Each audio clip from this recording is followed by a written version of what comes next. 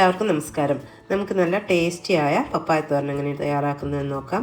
നല്ല ടേസ്റ്റാണ് കേട്ടോ. ഇതേ രീതിയിൽ പപ്പായ തോരൻ തയ്യാറാക്കിയാൽ അതുപോലെ തന്നെ നമുക്കിത് വളരെ പെട്ടെന്ന് തന്നെ തയ്യാറാക്കി എടുക്കാനും പറ്റും. ഒരു 10 മിനിറ്റ് പോലും നമുക്ക് തയ്യാറാക്കാനുള്ള സമയം വേണ്ട കേട്ടോ. അത്രയ്ക്ക് പെട്ടെന്ന് നമുക്കിത് ഉണ്ടാക്കിയെടുക്കാം. നല്ല ടേസ്റ്റാണ്. ഈ തോരൻ ഉണ്ടെങ്കിൽ നമുക്ക് ചോറിന് വേറെ ഒന്നും വേണമെന്നില്ല. അത്രയ്ക്ക് ടേസ്റ്റാണ്. നിങ്ങൾ ഇതേ രീതിയിൽ പപ്പായ കൊണ്ട് തോരൻ ഉണ്ടാക്കാറുണ്ടോ? ഇല്ലെങ്കിൽ ഒന്ന് ഉണ്ടാക്കി നോക്കണേ. എന്നിട്ട് നിങ്ങളുടെ അഭിപ്രായം ഒന്ന് അറിയിക്കണം. ഇനി നമുക്ക് ഈ പപ്പായ തോരൻ എങ്ങനെയാണ് ഉണ്ടാക്കുന്നതെന്ന് ഒന്ന് നോക്കാം.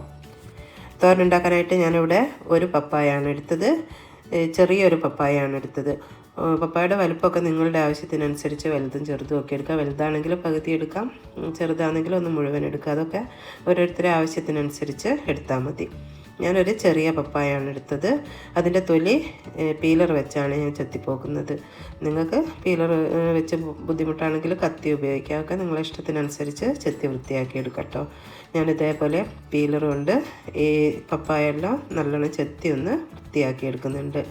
എന്നിട്ട് പീലർ കൊണ്ട് പോകാത്ത ആ സൈഡൊക്കെ നമുക്ക് കത്തി വെച്ചൊന്ന് ചെത്തി ഒന്ന് വൃത്തിയാക്കി എടുക്കണം.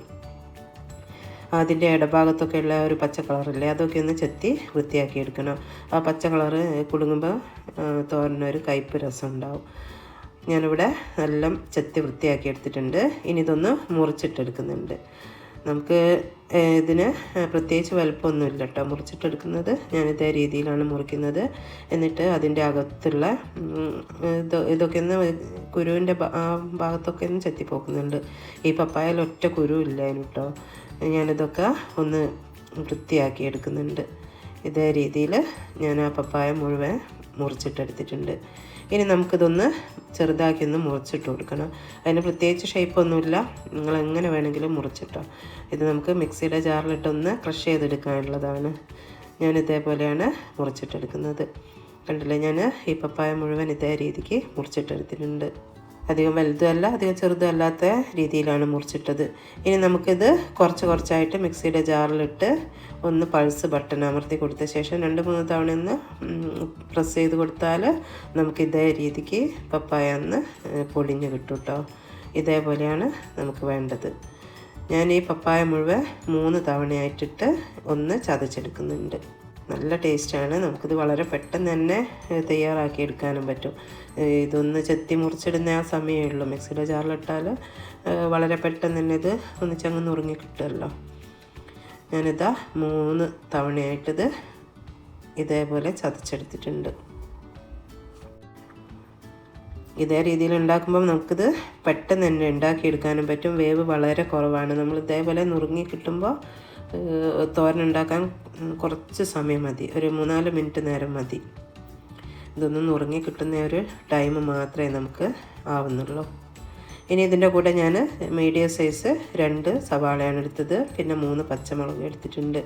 അത് ഞാൻ ഇതേ രീതിക്ക് മുറിച്ചിട്ട് എടുത്തിട്ടുണ്ട്. അതിൻ്റെ കൂടെ കുറച്ച് കറിവേപ്പില എടുത്തിട്ടുണ്ട്. ഇനി ഗ്യാസ് ഓൺ ചെയ്ത ശേഷം നമുക്ക് തോരൻ ഉണ്ടാക്കാനുള്ള പാത്രം അടുപ്പത്ത് വെച്ചെടുക്കുക. അത് ചൂടാകുമ്പോൾ അതിലേക്ക് 1.5 ടേബിൾ സ്പൂൺ വെളിച്ചെണ്ണ ഒഴിച്ച് കൊടുത്തിട്ടുണ്ട്. വെളിച്ചെണ്ണ ചൂടായപ്പോൾ ഞാനതിലേക്ക് കടുക് ഇട്ട് കൊടുത്തിട്ടുണ്ട്. കടുക് ഒന്ന് പൊട്ടി വരുമ്പോൾ 1 ടീസ്പൂൺ നിറയെ ഉഴുന്ന് പരിപ്പ് ചേർത്ത് കൊടുക്കുന്നുണ്ട്. എന്നിട്ട് അതിലേക്ക് 2 വറ്റൽ മുളക് കൂടി ഒന്ന് മുറിച്ചിട്ട് കൊടുക്കുന്നുണ്ട്. പിന്നീട് അതിലേക്ക് നുറുക്കിയിട്ട പച്ചമുളക് കൂടി ഇട്ട് കൊടുക്കുന്നുണ്ട്. പിന്നെ നമുക്ക് കറിവേപ്പിലയും ചേർത്ത് കൊടുക്കാം. അതിനുശേഷം മുറിച്ചിട്ട സവാള കൂടി ഒന്ന് ചേർത്ത് കൊടുക്കുക. എന്നിട്ട് നമുക്കിത് നല്ലോണം ഒന്ന് ഇളക്കി കൊടുക്കാം കേട്ടോ. ഈ സവാളയൊക്കെ ഒന്ന് വഴന്ന് കിട്ടിയിട്ട് മാത്രം നമുക്കിതിലേക്ക് പപ്പായ നുറുക്കിയിട്ടത് ചേർത്ത് കൊടുത്താൽ മതി. ഇതൊന്ന് പെട്ടെന്ന് വാടിക്കിട്ടാനായിട്ട് ഞാനതിലേക്ക് ഉപ്പ് ചേർത്ത് കൊടുക്കുന്നുണ്ട്. ഞാൻ തോരന് കൂടി ആവശ്യമുള്ള ഉപ്പ് ഇപ്പം തന്നെ അങ്ങ് ചേർത്ത് കൊടുത്തിട്ടുണ്ട്. എന്നിട്ട് നല്ലോണം ഒന്ന് ഇളക്കി കൊടുത്ത് നമുക്കിതൊന്ന് നല്ലോണം ഒന്ന് വഴറ്റിയെടുക്കാം. ഇത് പെട്ടെന്ന് വഴന്ന് കിട്ടാൻ ഞാൻ ഇതൊന്ന് അടച്ച് വെച്ച് കൊടുക്കുന്നുണ്ട് കേട്ടോ. അങ്ങനെയാകുമ്പോൾ നമുക്കിത് വളരെ പെട്ടെന്ന് തന്നെ റെഡിയായി കിട്ടും. കണ്ടില്ലേ, നമ്മുടെ ഉള്ളിയൊക്കെ നല്ലോണം വാടി വന്നിട്ടുണ്ട്. ഇനി ഇതിലേക്ക് നമ്മൾ നേരത്തെ ചതച്ച് വെച്ച പപ്പായ ചേർത്ത് കൊടുക്കാം. നുറുക്കിയിട്ട പപ്പായ മുഴുവനും ഞാനിതിലേക്ക് ചേർത്ത് കൊടുക്കുന്നുണ്ട്. അതിനുശേഷം ഞാനിതിലേക്ക് 1/4 ടീസ്പൂൺ മഞ്ഞൾപ്പൊടി ചേർത്ത് കൊടുത്തിട്ടുണ്ട്. എന്നിട്ട് നമുക്കിത് നല്ലോണം ഇളക്കി മിക്സാക്കി കൊടുക്കണം. ഈ മഞ്ഞൾപ്പൊടിയും നേരത്തെ നമ്മൾ സവാളയിലേക്ക് ചേർത്ത ഉപ്പില്ലേ, അതും ഈ പപ്പായയുടെ എല്ലാ ഭാഗത്തേക്കും ആവുന്ന രീതിയിൽ നന്നായിട്ടൊന്ന് ഇളക്കി മിക്സാക്കി കൊടുക്കാം. ഇങ്ങനെ കുറച്ച് സമയം നമ്മളിത് ഇളക്കി മിക്സാക്കി കൊടുത്തിട്ട് നല്ലോണം ഒന്ന് അമർത്തി വെച്ച് ഇതൊന്ന് അടച്ച് വേവിച്ചെടുക്കാം. ഞാനിതേപോലെ മിക്സാക്കി കൊടുത്തിട്ടുണ്ട്. ഇനി ഇതൊന്ന് അമർത്തി വെച്ച് അടച്ച് കൊടുക്കുകയാണ്. ഇതൊന്ന് വെന്ത് കിട്ടുമ്പോഴേക്ക് നമുക്കിതിന് വേണ്ട ബാക്കി കാര്യങ്ങളൊക്കെ ഒന്ന് റെഡിയാക്കാം. അതിനായിട്ട് ഞാൻ ഈ പപ്പായ നുറുക്കി വെച്ച അതേ മിക്സിയുടെ ജാറിലേക്ക് 4 ടേബിൾ സ്പൂൺ ചെറുകിയ തേങ്ങ ഇട്ട് കൊടുത്തിട്ടുണ്ട്. 4 പച്ചമുളകും 1 തണ്ട് കറിവേപ്പില ഇട്ട് കൊടുത്തിട്ടുണ്ട്.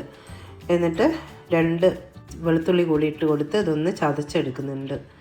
അപ്പോഴേക്ക് നമ്മുടെ പപ്പായൊക്കെ ഇവിടെ വെന്ത് വന്നിട്ടുണ്ട്. ഇനി നമുക്ക് ഈ അരപ്പ് ഇതിലേക്കൊന്നങ്ങ് ചേർത്ത് കൊടുക്കാം. ഇതിൻ്റെ കൂടെ 4 ടേബിൾ സ്പൂൺ ചിരകിയ തേങ്ങ കൂടി ചേർത്ത് കൊടുക്കുന്നുണ്ട് കേട്ടോ. അപ്പോൾ ഈ തോരന് നല്ലൊരു ടേസ്റ്റ് ആയിരിക്കും. എന്നിട്ട് ഇതെല്ലാം കൂടി നമുക്ക് നല്ലോണം ഒന്ന് ഇളക്കി മിക്സാക്കി കൊടുക്കാം. ഈ തേങ്ങ എല്ലാം കൂടി പപ്പായയുടെ എല്ലാ ഭാഗത്തും ആകുന്ന രീതിയിൽ നന്നായിട്ട് തന്നെ ഒന്ന് ഇളക്കി മിക്സാക്കി കൊടുക്കാം. എന്നിട്ട് ഈ തേങ്ങയുടെ വെളുത്തുള്ളിയുടെയൊക്കെ പച്ച ചുവ മാറാനായിട്ട് നമുക്കിതൊന്ന് അമർത്തി വെച്ച് അടച്ച് 2 മിനിറ്റ് നേരം ഒന്ന് വേവിച്ചെടുക്കണം കേട്ടോ. ആദ്യത്തെ ഒരു 2 മിനിറ്റ് നേരമാണ് ഞാൻ വേവിച്ചെടുത്തത്. അതിന് ശേഷമാണ് തേങ്ങ ഇട്ട് കൊടുത്തത്.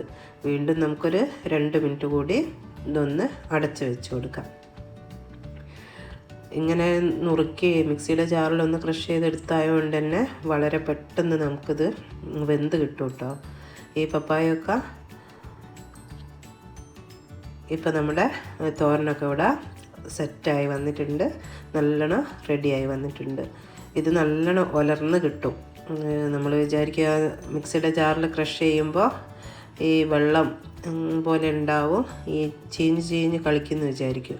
അങ്ങനെയൊന്നുമില്ല. നല്ലോണം ഉലർന്ന് നല്ല എങ്ങനെയാ പറയാന്നറിയില്ല, നല്ലോണം ഉലർന്ന് നല്ല ടേസ്റ്റ് ആയിരിക്കും. വേറെ ഒരു കറിയും വേണമെന്നില്ല ഇതിൻ്റെ കൂടെ.